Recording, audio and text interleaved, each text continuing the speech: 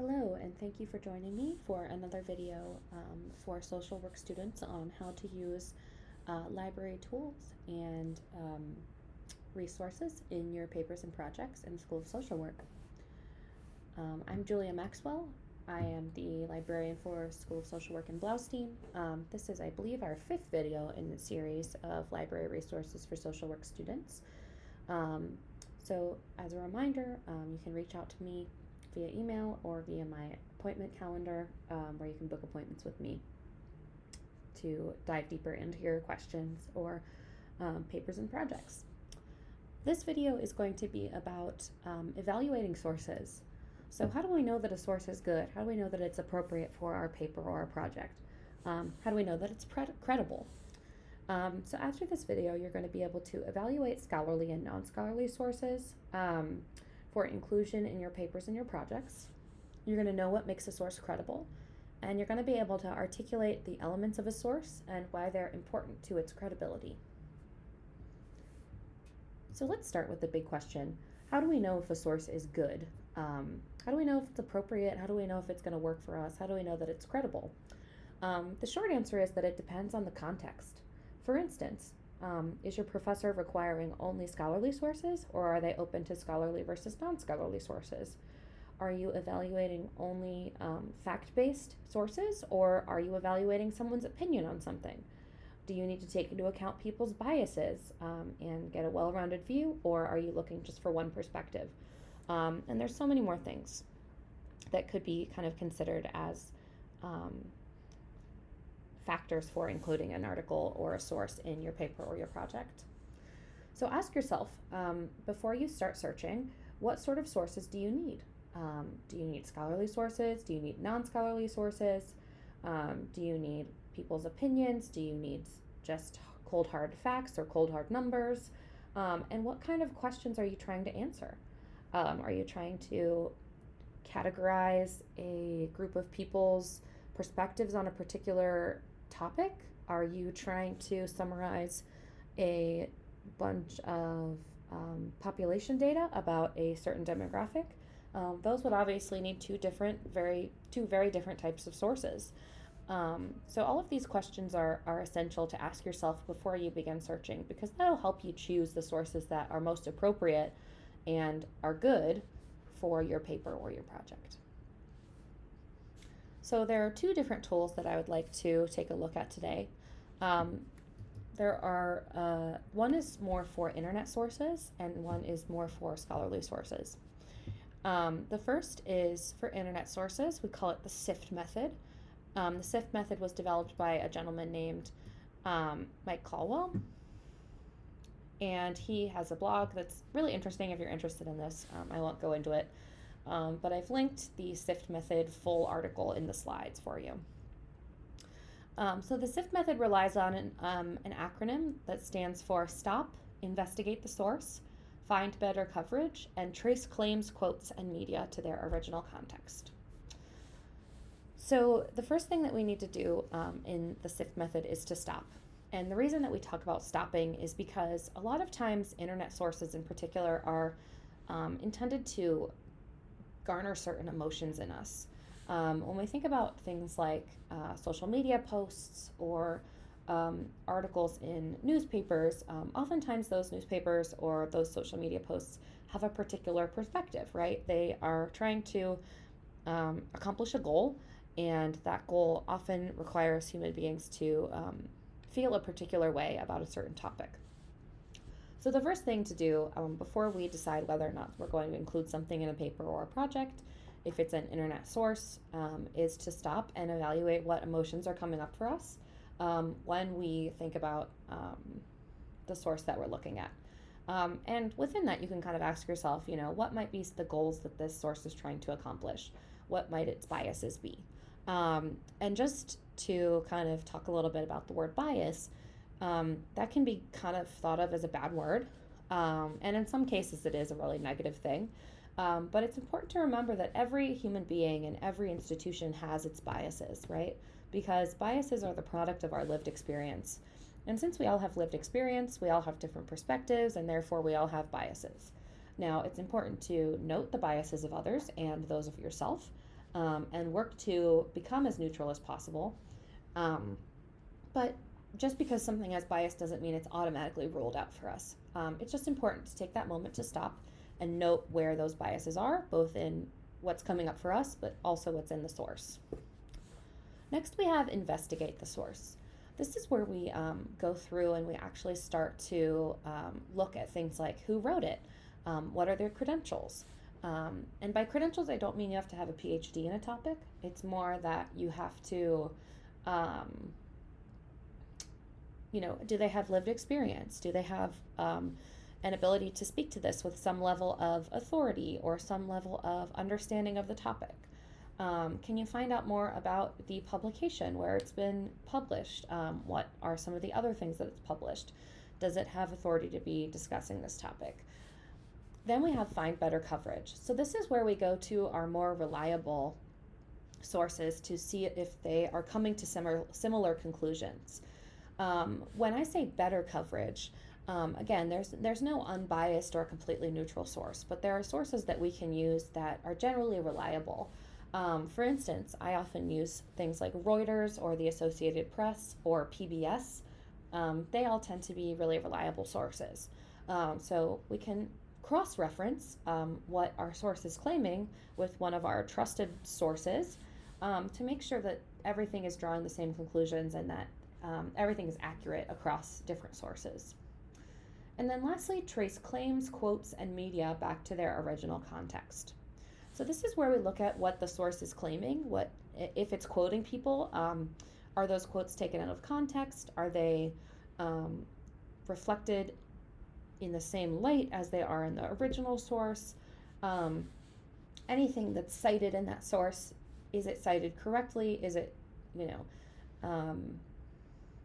are the sources that it's citing reliable?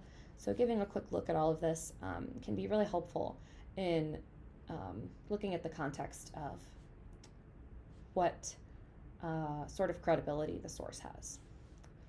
So let's practice this. I've pulled up an article here from CNN, and it is by Serena Williams, the tennis player, and it's called "What My Life-Threatening Experience Taught Me About Giving Birth." So I'm scrolling around on this, and I don't really need to read the whole thing right away. I can start with my SIFT method right away. So going back to my SIFT method, the first thing we want to do is stop, right? So I'm stopping and I'm just taking a look before I hit share, before I start citing and writing about this in my paper, just taking a moment. And, kind of again, looking at the emotions that are coming up for me. I notice words like scary here. I notice words like, I almost died, right? So this is clearly putting a strong stance about Serena's experience right away. And again, that's not a bad thing. She's telling her story, right? But those are words that might create certain emotions in you. And so it's really helpful to just note those as you're going through a source for the first time. Then let's go to our second SIFT aspect, which is investigate the source. So the source of this article is CNN. And another thing to note is that this is CNN opinion, right? So this isn't CNN news where they're reporting on a particular event. This is someone's opinion of something. So that's important to note as well. In this stage, we can also investigate the person who's writing the source. So this is Serena Williams. We obviously know her as a very famous athlete. One thing we might think about here is does she have the experience to be writing about this? I would argue in this case, yes, because she's telling her lived experience of a brush with maternal mortality, right? So if we were writing a paper about maternal mortality, this might be interesting to include as a first-person perspective. Again, thinking about context. She describes her experience. Then let's move on to our third element of the SIFT method, which is find better coverage. So this is where Google comes in handy. I might just search Serena Williams, maternal mortality.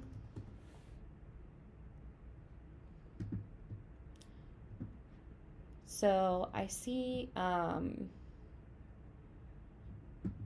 for instance, we see that the Today Show covered her reflection about this experience in a very similar way. We see Mount Sinai, which is a medical organization, covered this.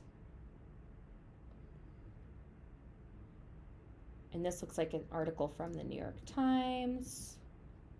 Yes, this is a New York Times article, a Vogue cover story.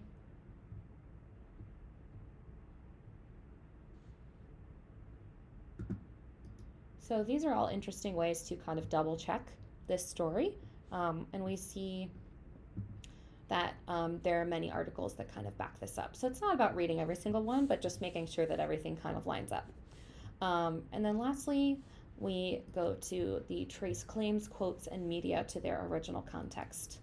So one thing that I notice here is that Serena Williams, in this article, talks about some Centers of Disease Control statistics that Black women in the United States are over 3 times more likely to die from pregnancy or childbirth related causes.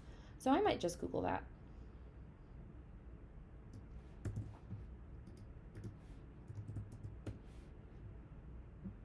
Yes. So the first thing that comes up is a CDC CDC bulletin here, CDC sort of news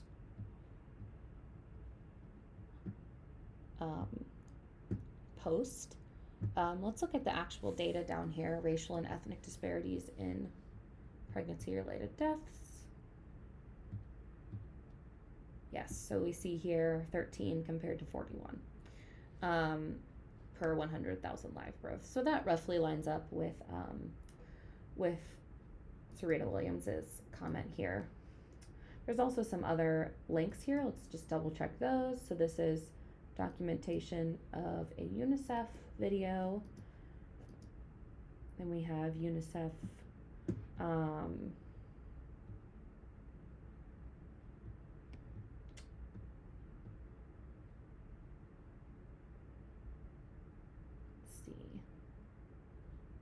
So we do see a UNICEF article. I don't see that exact. Oh, there we go. Estimated 2,600 children. Okay. So, so this all checks out, right? So again, we think about context. You know, is this the kind of article and opinion written by someone with lived experience who represents the demographic of maternal mortality in Black women? Does that necessarily line up with what your needs are for your paper? And so going through the SIFT method, if you decide that the context is appropriate, this might be an interesting article to share. But it's important to go through and really make sure before you do that. All right, let's go on to our next tool. The other tool that we have here is called ACT UP. ACT UP can be used for scholarly or non-scholarly sources, but we'll practice it on a non-scholarly source, or on a scholarly source. ACT UP is a special framework developed by a librarian at Salem State University in Massachusetts. And it is another acronym that really helps us to kind of figure out how a source is, if it's credible or appropriate for our work. So the first part of the ACT UP method is A for author. So this works very similarly to how we just investigated Serena Williams' article. We think who wrote the resource, do they have lived experience or educational experience in the topic? Qualification can take a lot of different forms, so it's important to remember that not just a PhD or not just a fancy title, it means that you have experience in something. So just figuring out how that person has a connection, if they do, can help you understand if they're qualified to work on this particular topic. Then we think about currency. So do you need really up-to-date information?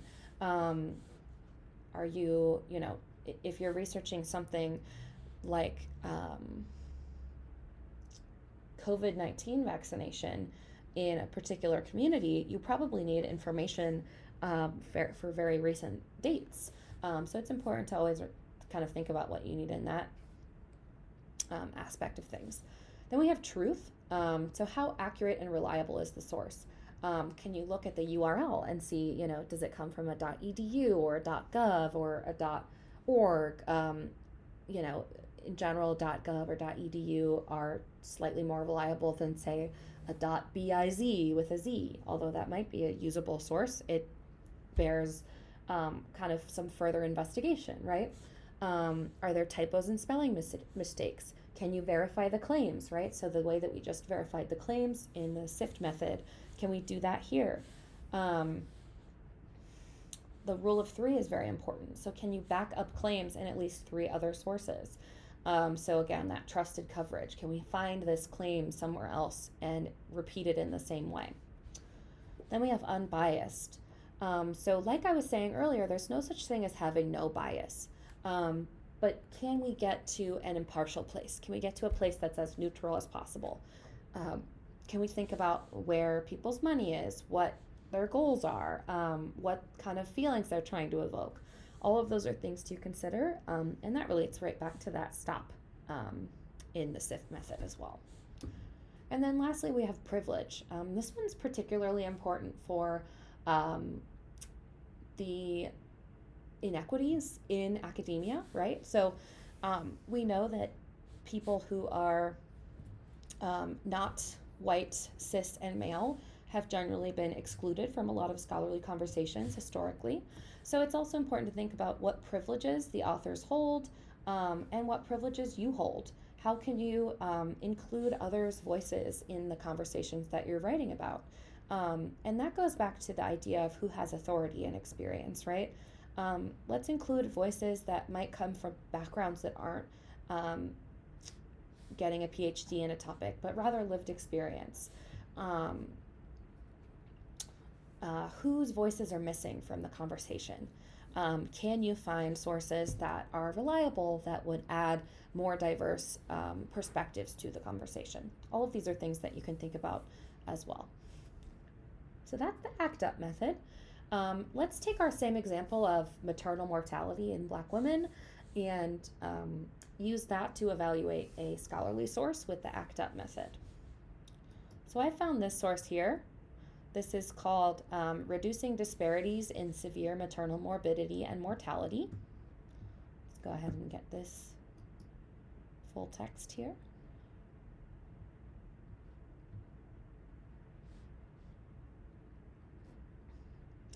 So let's start with the author, right? The A of our ACT UP is the author. So who wrote the resource? Oops, that's the wrong tab. Who wrote the resource? We see that Elizabeth Howell, MD, MPP. So in terms of expertise, we have someone who has a master's in public policy and a medical doctorate. And then let's see here. So we see that they are a OBGYN researcher at the Icahn School of Medicine at Mount Sinai, New York. This research was supported by the National Institute on Minority Health and Health Disparities, so there was a grant involved, but the author says there's nothing to disclose, so that means there were no conflicts of interest. So this is particularly interesting, right? Because now we know that, like, in terms of impartiality, this was funded by a government institute, and that there were no conflicts of interest, so that points towards impartiality. So all of this checks out so far. Let's go back to our ACT UP, right? So currency is the next thing. This date is the June 2018 was when this was published. So it's fairly recent. It might be worthwhile to do further research to see if there's anything more recent on the same topic to perhaps get maybe more updated statistics. We see that there's some statistics of 2007 to 2014 here. Is there another article that's similar that perhaps is newer? It might not be necessary. Again, context is important, but perhaps finding that would be important in your work. Let's go back to our ACT UP. The next thing is truth. How accurate and reliable is this resource? So one thing that we can use to point to accuracy and reliability is the fact that this was published in a scholarly peer-reviewed journal, Clinical Obstetrics and Gynecology. A scholarly peer-reviewed journal doesn't always mean that something is perfect or completely credible, but it does point towards a more rigorous evaluation of the material. And so that generally can help us understand whether or not something is credible.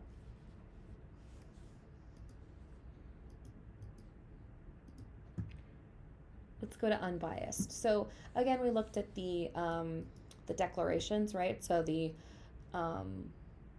author said there was nothing to declare, which means there is no conflicts of interest. We do see that it was funded in part by a government institution, which might point to a certain perspective that's being quoted.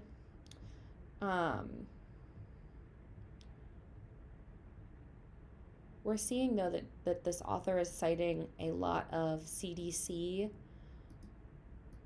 information, right? And also a lot of other studies.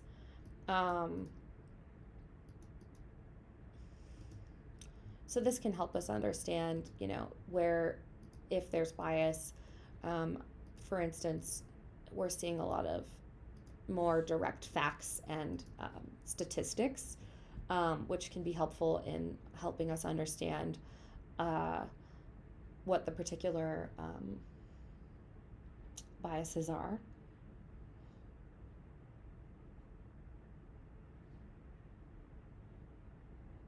This we can see that the author has put a sentence here about all of the other institutions that are well known that are have made similar stances on a topic. So again, this is not to say that there's a negative bias here in any way, but rather to just be aware of what the argument is here and why the author wrote this paper.